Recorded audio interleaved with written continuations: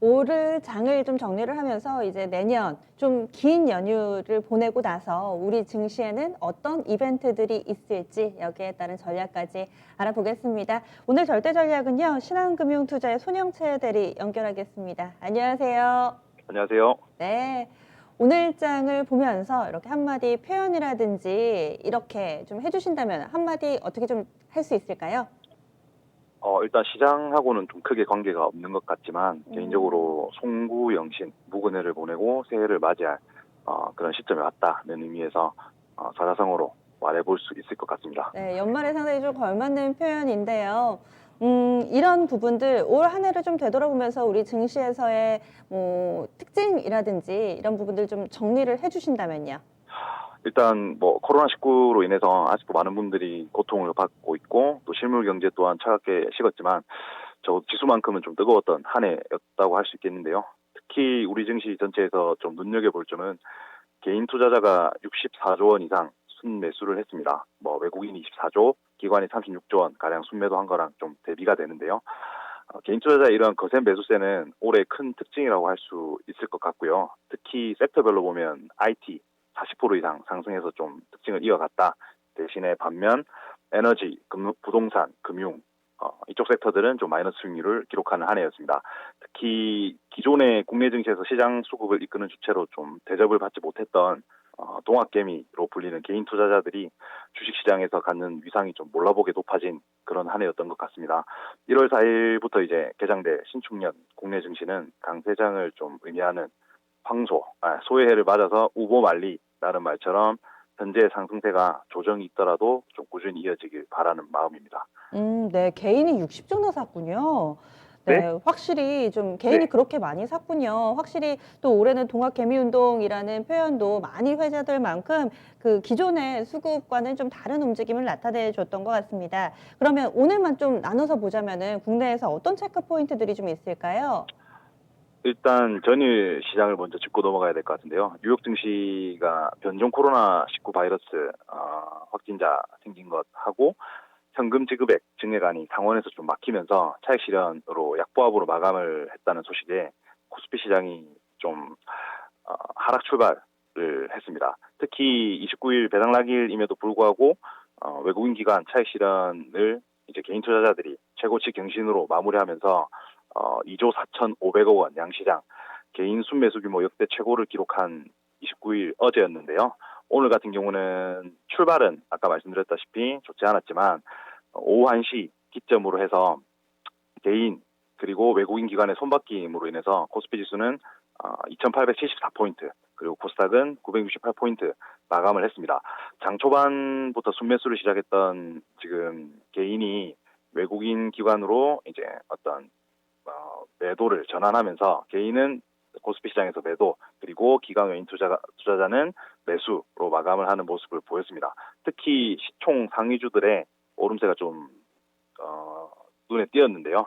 코스피 시장의 경우에는 뭐 삼성전자의 3%대 급등세 외에도 LG화학, 삼성바이오로직스, 현대차, 카카오 뭐 할 것 없이 전부 다 1% 안팎의 상승세를 보였습니다. 코스닥 시장 같은 경우에는 셀트리온 제약과 셀트리온 헬스케어 그리고 시젠 제외하고는 시총 상위 종목 중에 HLB, SK머티리얼즈, 카카오게임즈, 제넥신 등의 상승이 있었다고 할 수 있겠네요. 그리고 이제 연휴에 좀 들어가면은 1월 4일 다음 주 월요일에 다시금 또 문을 열게 됩니다. 그때부터 다시 또 우리는 일상으로 돌아와서 시장에 좀 더 집중을 해봐야 될 텐데 다음 주는 어떤 체크 포인트들, 어떤 주요 일정들이 있나요?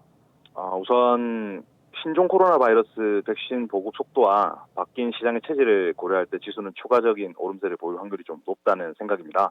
특히 4분기 시장 전반의 거품 논란이 돌고는 있지만 어쨌든 각국 부양책과 기업 실적 개선 기대 그리고 달러 약세 기조 속 신흥국 내 한국의 투자 매력도를 고려하면 상승세는 단기에 꺼지지 않을 것으로 보이고요. 3,000포인트 시대가 올 것인가 하는 것에 대한 관심이 좀 쏠리고 있습니다. 이를 기대하게 만드는 원동력은 단연 백신 접종에 따른 경기 회복이라고 보이고요. 저금리 환경이 지속되고 재정 무약책이 유동성을 좀 부추기는 방향으로 움직이는 한도 내에서는 지수는 1월 달에도 상승을 좀 이어갈 것으로 보입니다. 다만 지금 그 흔히 B2로 불리는 개인의 신용대출 잔고가 역사상 최대치를 좀 기록 중인 점이 눈에 띄는데 신용 물량이 증가한다는 것은 긍정적인 신호일 수도 있지만 반대로 시장 과열이 나타나고 있다는 조짐이기도 하기 때문에 투자를 하는 입장에서는 항상 좀 방어적인 포트폴리오 전략도 준비를 해놓는 것이 좀 좋을 것으로 보입니다. 결국 2021년은 경기 회복 기대감의 유동성 대 단기 밸류에이션 부담에 따른 차익 실현의 싸움일 것 같고 이것의 결과가 이제 증시의 방향성을 결정할 것으로 예측이 됩니다. 그래서 긍정적인 관점으로 보는 분들은 수급, 이 유동성을 근거로 들고 또 증시 조정론에 대해서 조금 더 무게를 두시는 분들은 밸류에이션이 부담스럽다라는 이런 치열한 이제 논쟁 가운데 시장이 앞으로 방향성을 보여줄 것 같습니다. 코스피 3,000도 기대가 되지만 코스닥 1,000시대 그리고 삼성전자 10만 원선 갈까 이것도 많은 분들 좀 보시더라고요. 그러면은 이제 섹터로 좀 압축을 해보겠습니다. 앞으로 어떤 섹터 눈여겨보면 좋을까요? 우선 부동산 규제 스탠스, 정부의 부동산 규제와 저금리 기조가 내년 상반기까지도 개인 매수가 들어올 수 있는 근거가 되어주고 있는 상황에서 네. 한국 수출입 물량 증가세가 좀 긍정적으로 보이고요. 따라서 경기 민감주의 포트 편입이 조금씩 진행되는 것이 좋을 것 같습니다. 특히 반도체 호황으로 촉발된 수출 회복이 조선이나 운송 등에 고루 영향을 미칠 것으로 보고 있지만 무엇보다도 지난주에 말씀드렸듯이 지금 종목별 차별화가 심해지는 장세에서 언택트와 경기 민감주의 강세는 지속될 것으로 보이고 민감주 중에서도 특히 환경과 관련된 종목, 전기차라든지 배터리 포트폴리오에 담아가는 것이 좋을 것 같습니다. 탑픽으로는 실적 개선과 여러 호재들로 엮일 가능성이 높은 현대차 그리고 하락 방어 및 주가 저점 구간 매수 전략으로는 필라홀딩스 추천드립니다. 네. 알겠습니다. 자세한 말씀 고맙습니다. 한 해 동안 수고 많이 하셨어요. 네, 감사합니다. 새해 복 많이 받으세요. 네, 새해 복 많이 받으세요. 신한금융투자의 손영채 대리와 이야기 나눠봤습니다. 확실히 시장의 방향성에 대해서 뭐 더 갈 것이다, 강하게 갈 것이다 이런 거라기보다는 지금 다소 객관적으로 어떤 의견이 있다 이렇게 또 정리를 해주시네요. 관심 섹터로는 경기 민감주 보자 이런 의견입니다. 그래서 토픽 종목으로는 현대차, 힐라홀딩스 이렇게 각각의 매력 가진 종목군 제시가 됐습니다. 세술은 세부대에 담으라고 하잖아요. 그래서 2020년에 수익을 많이 내셨던 분들은 그 감을 잃지 않고 꾸준히 이어가셨으면 좋겠지만 지금 여러분들 함께 해주시는 게시판에도 쭉 보니까 지수는 30%나 올랐는데 내 종목은 뭐 했나요? 이렇게 푸념 섞인 목소리를 내고 계신 분들도 계세요. 새 부대에, 새 포트폴리오에 예쁘게 2021년 수익으로 잘 쌓아가 보시길 바라겠습니다. 그런데 어떻게 해야 될지 모르겠다. 내 종목 이걸 들고 갈까 팔까 하시는 분들이 있으실 텐데요.